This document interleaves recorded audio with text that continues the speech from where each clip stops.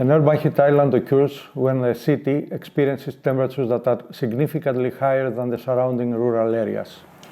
Since the extremely hot summer of 2003 in Europe, when tens of thousands of citizens died, many European countries established national plans on heat health watch warning systems in order to combat this effect.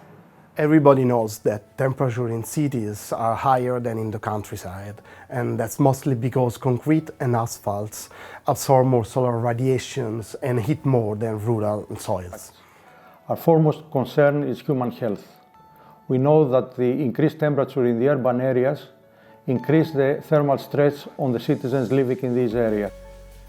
Epidemiological studies have shown that during summer, with heatwave events or extreme temperatures, the population's health conditions can worsen, from mild symptoms like fatigue, heat cramps, and heat stress, to more severe conditions like heat stroke, the worsening of chronic conditions, especially cardiorespiratory conditions, and even increase in hospitalizations and even lead to death. In some studies, it has been shown that the temperature increase resulting from climate change may exacerbate the urban heat island phenomenon approximately of 1 degree per decade.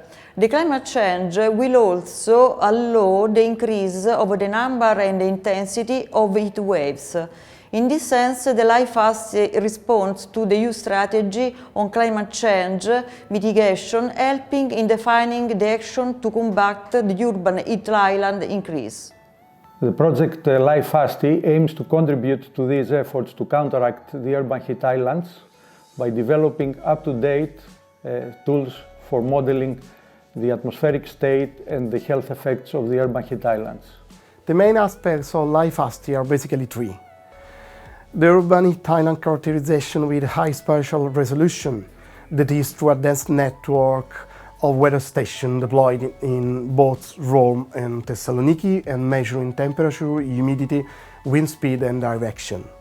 Then the short-term forecasting of the urban heat island, also in conjunction with heat waves.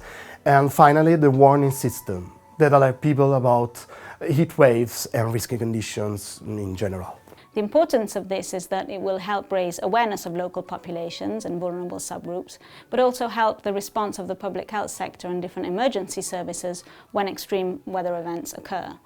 The innovative point of this program is to combine, to use measurements, real measurement coming from a network of sensors which have been deployed over the two cities.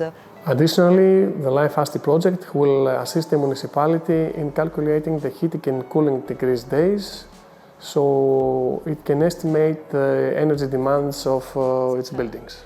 The other important aspect developed by the LifeFast project is an app, so an information tool which will be very useful, which will give specific messages to and health recommendations during heat waves to susceptible subgroups and vulnerable subgroups, specifically on how to adjust and adapt during heat waves. The approach we are using is totally scalable and it can be adopted anywhere.